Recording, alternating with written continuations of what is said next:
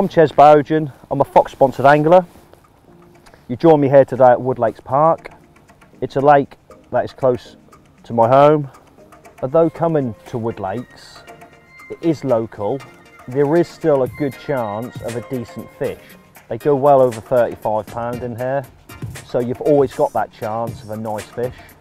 The big pit waters with low stock, I suppose it does interest me, but I have to be realistic with myself more than anything. With the limited time, it just doesn't suit the time that I get on the bank. So I put myself in that position of coming places like Wood Lakes to give me a few bites for my short times. Preparation, generally as a rule of thumb, I pre-bait before work, on the way to work.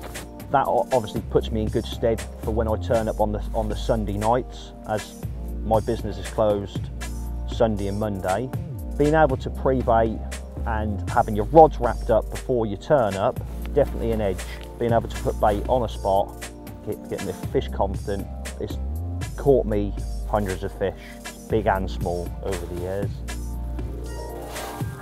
Only having 12 hours sessions roughly on a Sunday night. Sometimes it's longer, sometimes it's 14 hours, but generally as a rule of thumb, as an average, is about 12 hours. And having that such limited time, I want to make the best of what I've got. So pre-baiting, in my eyes, is definitely a must. Having the rods wrapped up, I can turn up in the dark, no matter what time of the day it is. One chuck, you're not disturbing the water, you're straight on where there's been regular bait throughout the week because you've been pre-baiting before work or even after work. And you're fishing, and it works. It works, the proof's in the pudding. Today alone, we've managed to catch some stunning fish, over £30. So the proof's in the pudding of that actually working. I could turn up and put a load of bait in, but that's just going to scare the fish, the noise. So I opt, because I've already pre-baited the area, I opt just to sling single hook baits out of there. By putting single hook baits out there, the fish know the area has had bait on all week, and they come back to that area because they know it's a bait, there's been regular bait going on that area. You don't give them that choice. Having one single hook bait, they come down, they feed with confidence, they know it's an area that's got regular bait on because you've been baiting it up. So with one single hook bait out there, they haven't got a choice. It's straight down and pick your bait up, hopefully. That's the plan. And it works for me. It's worked for me for several years. I've been doing it now, overnighters, 15 years. The short, quick overnight sessions. And it's always worked for me. 35-1 with the sling, minus the sling, £30 and ounces. Well happy.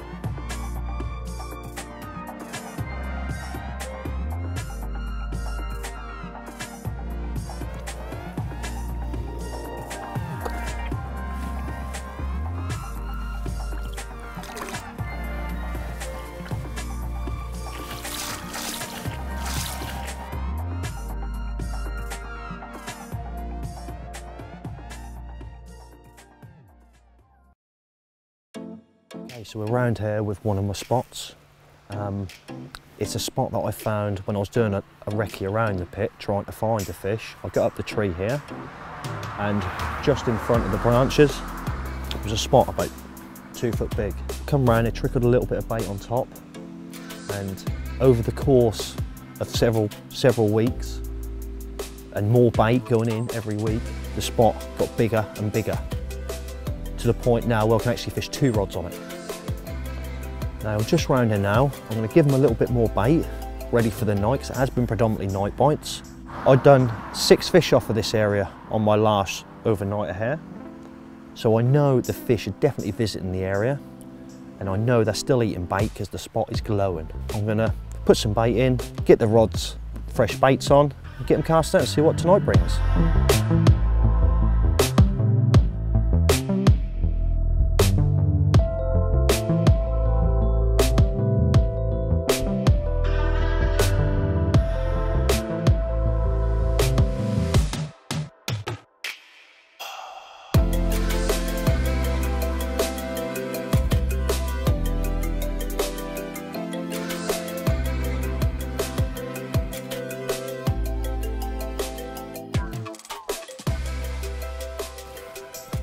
third bite of the night. I had a 30-pounder not so long back, and now I've just had this one, guessing around mid-20. Happy days.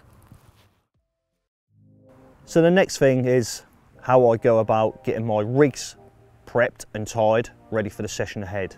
Now that might mean in between the wife watching EastEnders, that spare hour while she's watching that, I'll tie some rigs. Or it might mean in my dinner break at work, I get a spare 20 minutes, half an hour, I'll tie some more rigs. Any time that you get, whether it's a dinner break, whether it's after work, at home, any time you get preparing rigs, it's essential for when you come down on your short sessions. Okay, so I just want to run through with you the rig that I've been using. I'm using a 30-pound trans khaki leader material.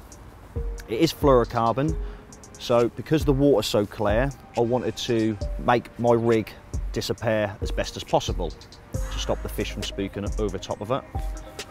And also, another reason why I use a 30-pound is for the abrasion resistance, if it was to go into the weed.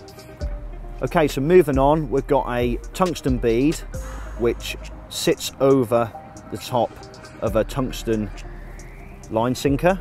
The reason I use this setup, if I was to have a break off and I want the fish to be able to get rid of the leader, that can pull off of there and move up and obviously pull off the leader, and the fish has got rid of the leader material.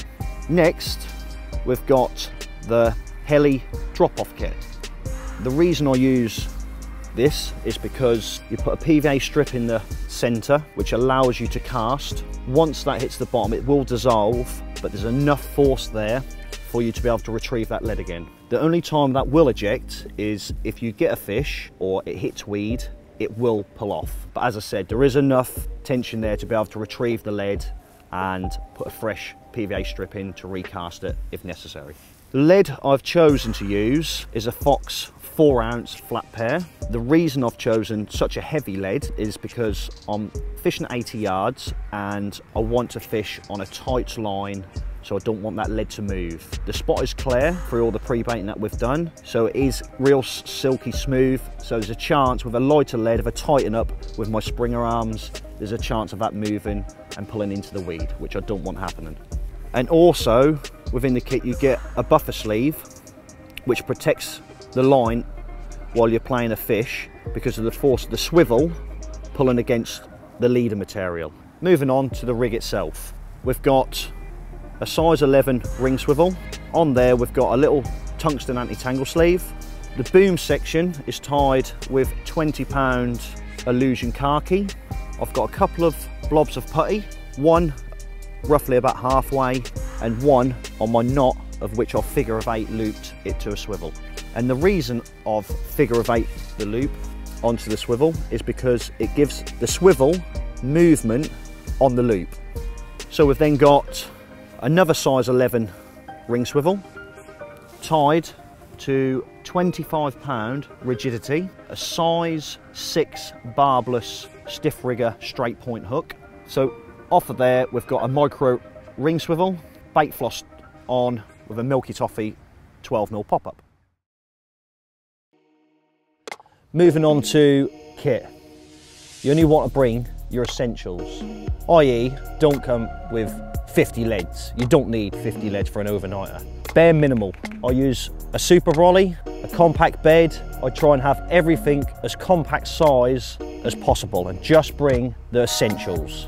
Like your tackle box. We're all guilty of it, taking 20 different braids, 15 packs of different hooks. Just take bare essentials.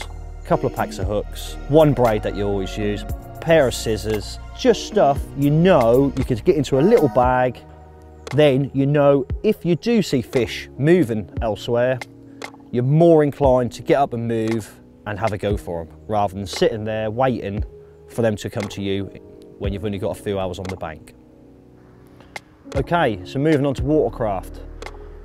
It's the biggest thing in my eyes is to locate them. I know you've pre-baited an area, there's other things to go on other than just dropping straight on the area if there's nothing there.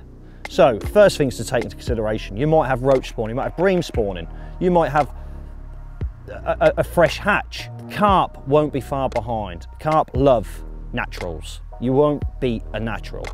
In these circumstances, the best things to do is fish 3 zigs, or different depths, and try different colours until you can get that response that you're after.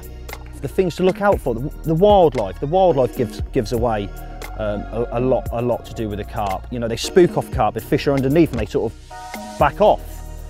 You've also got where there's birds feeding. Generally, if it's a natural food source, you might find the carp not be far behind.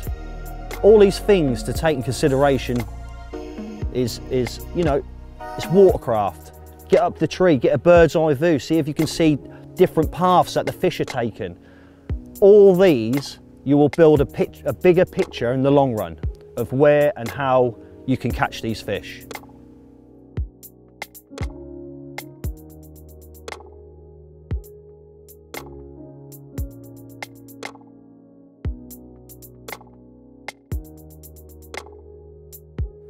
Fifth bite, just gone first light. Just got to prove, putting in that extra effort of coming down to pre-bait and getting the spots ready. The rewards are there to be had. Happy days.